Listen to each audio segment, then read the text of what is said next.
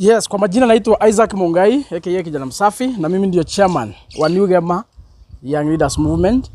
Na juzi nimeona kumekuwa na debate ya wale ambao wanapigania kiti ya AU wakiongozwa na Raila Amolo Odinga.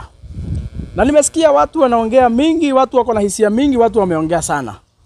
Mimi nataka niambie Raila Amolo Odinga, mimi kama chairman wa New Gema niko na uchungu mwingi sana, kwa sababu hiyo kitu unapigania ya AU inatoka kwa ile damu ambao ulimwaga hapa siku unaandamanisha wa Kenya hapa Nairobi, ukiwandanganya waweke sufuria kwa kichwa, ukawaambia sijui mnapigania mambo ya uhuru ya uchumi, ukawaambia sijui mko na irreducible minimum, zile ambazo mpaka serikali ya William Ruto itekeleze, hamtatoka kwa street na mtahakikisha kwamba hao wa Kenya maisha yao imekaa sawa sawa.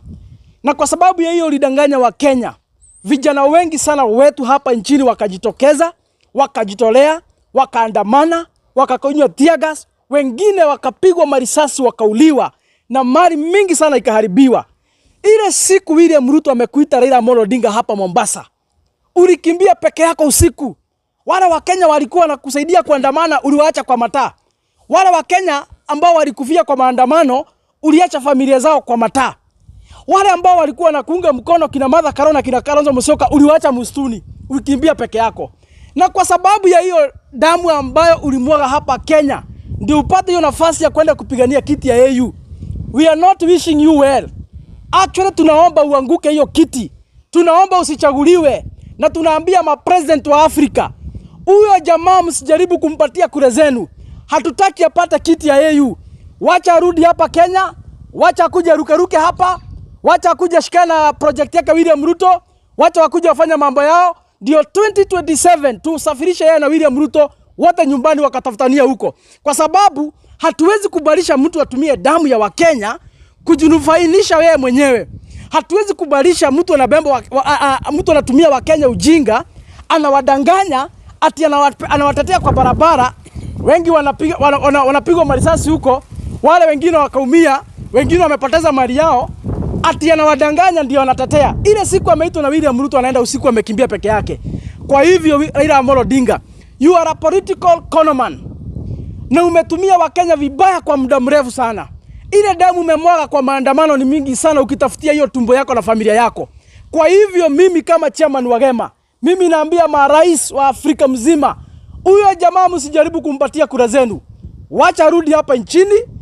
Ile damu alimwaga hapa, damu isiyo na hatia, akakoni wa Kenya. Hiyo damu walai haitakubalisha yeye kupata kiti ya AU. Atarudi hapa. Kitu ingine, nimeona county commissioner kule ya Ushingisho akisomea machief kama watoto, ati kwa nini hawakuleta watu kwa mikutano, ati ni aibu kubwa wameonyeshana Kenya mzima kwa rais, ati sherehe zao za kiserikali wananchi wamekataa kujitokeza. Akasomea machief mpaka anawaambia sijui atawafuta. Mimi nataka nikuambie county commissioner, hata ukifuta machief, I can even dare you, au machief ebu wafute kesho wote, wafute kazi wote kesho ukitaka, alafu tuone Jamhuri Day ya 2025 kama Wakenya watajitokeza. Wakenya hawatajitokeza. Na ni vizuri nikuambie, wananchi si ng'ombe, wananchi si mbuzi, wananchi sio kondoo. Wananchi ni watu ambao wako na akili, watu ambao wanajielewa, watu ambao wanajua kile wanataka. Ile shida iko hapa Kenya sio ya machief ati hawakupeleka watu kwa mkutano. Ni serikali ya William Ruto ambao ni ya kujipiga kifua, serikali ya kufanya vile ambavyo anataka, serikali ambao imeignore with totality kufanya matakwa ya wananchi.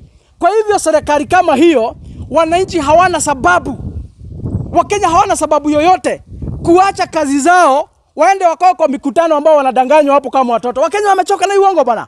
Wamechoka na hii maneno mnafanya huko ya uongo, kudanganya Wakenya kila saa. That is why huko Wazingisho, huko Eldoret, huko kwenu, Wakenya hawangejitokeza, kwa sababu kuliko mtu akuje hapa asikize uongo masaa matatu, heri aende akakamue ng'ombe, ama hata heri aende akalisha ng'ombe zake, ama hata akalime, ama hata akafanya kazi nyingine apate chakula kukula jioni. So hii story ya unatishia machifu hapo sijui utawafuta kazi, Wakenya sio ng'ombe ati machifu wataingia kwa vijiji waanza kuwapiga, wakiwapiga Wakenya wakiwaleta kwa mkutano. It is not possible. Hiyo ni mambo zamani bana. So chief wako na kazi yake ya kutafuta bangi na pombe huko kwa mtaa, wale ambao wanavuta bangi na wanapika chang'aa. Hiyo ndio kazi ya chief. Lakini kazi ya chief si kupanga nani ataenda mkutano ya siasa, nani atahudhuria mkutano ya siasa, nani ataenda wapi. Hiyo si kazi ya machief. Wacha machief wakaa kwa ofisi, wasikize kesi za wamama huko wenye wanapigana huko kwa mtaa.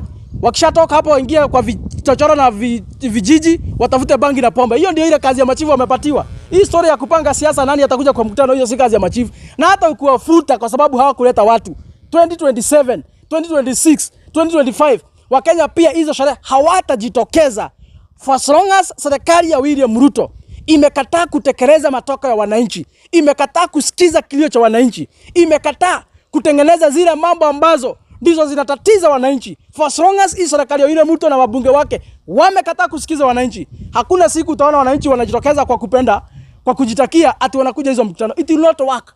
It will not work out. So hiyo story ya kutishia machifu hiyo tu wachana nayo. Ongea na rais. Kuliko hata utishia machifu, ongea na rais. Mwambie Wakenya wamekasirika. Mwambie wamekasirika kwa nini? Ambia rais wako mwenye amekupatia nafasi nini anafaa kutekeleza, ndio wananchi siku nyingine wajitokeze angalau kwa hizo mikutano zako. Otherwise for now, for as long as mambo iko hivi venye iko, hamtaki kurekebisha chochote. Hii mambo ya kutokea hiyo mikutano, mtakuwa mnalipa watu wachache wanakuja, wale wengine tunaenda kwa biashara zetu. Na ni haki yetu. So we have no apologies for doing that in any way. Niko na rafiki yangu hapa Mheshimiwa KK, ningetaka pia aseme jambo, tumpatie nafasi kisha tutamalizia. Karibu Mheshimiwa. Asante. Kwa majina ni Kiere Kenneth, kiongozi kutoka hapa Mount Kenya, Kiambu Rari. Na niko na mambo mbili nataka kuongelelea.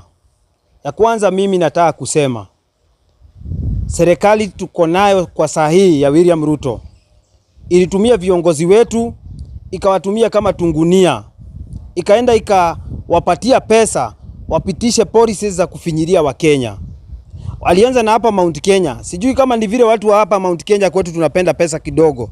Wakachukua, wakapewa pesa, wakaweza kufanya vitu kinyume na vile Wanjiku walikuwa wanataka. William Ruto akawatumia akiwadanganya, mkipitisha hii finance bill nitawafanyia maendeleo, nitaongeza pesa sijui 50 million kwa pesa yenu ya CDF. Akawadanganya hivyo, wakaenda kinyume na vile wananchi walikuwa wanataka. Na ile ilileta shida hadi hapa Mount Kenya kwa ground hawezi kanyanga. Juu watu wamekasirika na wao.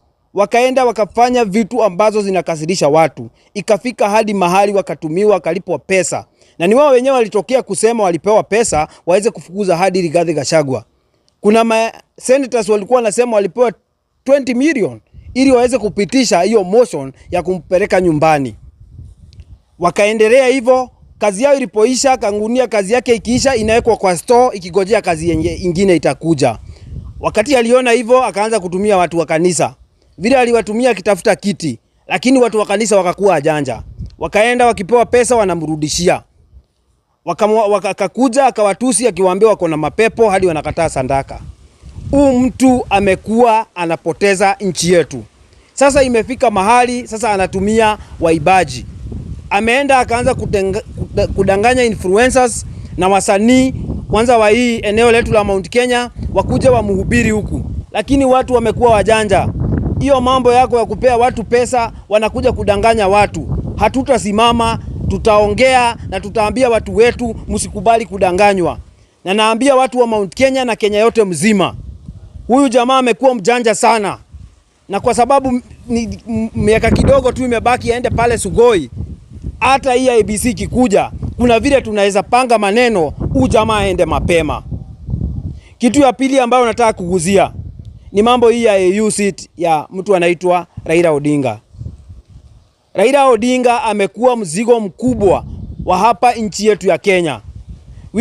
Mtu anaitwa Raila Odinga amekuwa ndiye shida kubwa Kenya imekuwa nayo. Raila Odinga anatumia watu kwa njia ya kujinufaisha yeye mwenyewe. Tuliona mwaka ulioisha akifanya maandamano kubwa akiwa amevaa masufuria kwa kichwa, akiambia Wakenya ati wamefinyiliwa sijui nini. Akaenda akasimamisha mabiashara za watu zikaharibiwa, akitafuta tu vyenye ataingia kwa hii serikali ya William Ruto. Na wakati ilifika mahali aliweza kupata chance, hakukumbuka hiyo yote. Juu yeye kazi yake ni kutumia wananchi. Na sijui watu wa Western shida yenu ni gani? Sijui kama mnaona huu ni Mungu wenyu, ati mtu hawezi simama bila kusema Raila Odinga. Hamuoni huu ni mzigo mkubwa? Me, I cannot support Raila Odinga to be a chairman of a AU seat. Sijui George walipewa kiti ya CS, anakuja kutusi watu hapa online na hapa internet, anasema ati hatunanga kazi ya kufanya, ati anaita Gen Z mahasla, anawaita ati hawana mbele hawana nyuma, ati kwa sababu wamesema ukweli, ati kwamba Raila Odinga hatapata hiyo kitu ya AU. Wacha niambie Raila Odinga mahali ako kwa sasa. Nimwambie wewe mzee, kubali tu umekosea hii Kenya. Ukuje uende Bondo upumuzike. Wacha kushinda ukileta mambo ya kudanganya raia. Umedanganya watu wa Western kwa muda mrefu sana. Raila Odinga wewe, umedanganya watu, ukafanya hii nchi iendelee kudidimia kwa shida. Wewe ulikuwa umesimama ukipigana na hii uongozi ya William Ruto. Hadi nasikia kuna sijui ofisi ya opposition ulikuwa unatengenezewa ili uweze kufanya kazi yenye wewe unaweza sana ya opposition. Nikuuliza juu hujaichaguliwa kiti ya urais miaka karibu 25 umesimama ukikosa kiti ya urais. Sasa wewe imekuambia aje unaweza kuwa kiongozi wa Afrika mzima? Nani amekudanganya? Hakuna president wa Afrika anaweza kuwa mjinga zaidi kukupea kula yake. Hakuna hata mmoja. Na wacha niwaambie watu wale wana support Raila Odinga sana sana, watu wa pale Nyanza na Western na hizo sites, mjue huyu ni mtu muongo. Ukisikia kitu wa mzee wa kitendawili, si ati anaitwa bure. Ni juu yeye juzi alikuwa anawaambia hii serikali si mzuri. Alikuwa anasema sijui William Ruto sijui nini. Akivaa masufuria kwa kichwa, akienda akifanya biashara za watu zikuwe za kuharibiwa. Mtatumiwa hadi lini?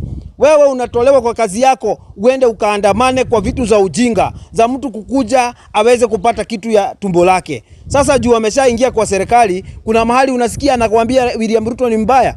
Sasa wewe na yeye nani mjinga? Si ni wewe unaenda kumsupport? Wacha niwaambie watu wa Nyanza, heri mchukue kijana kama Babu Owino. Kijana ako na maono ya kuleta maendeleo katika Kenya hii.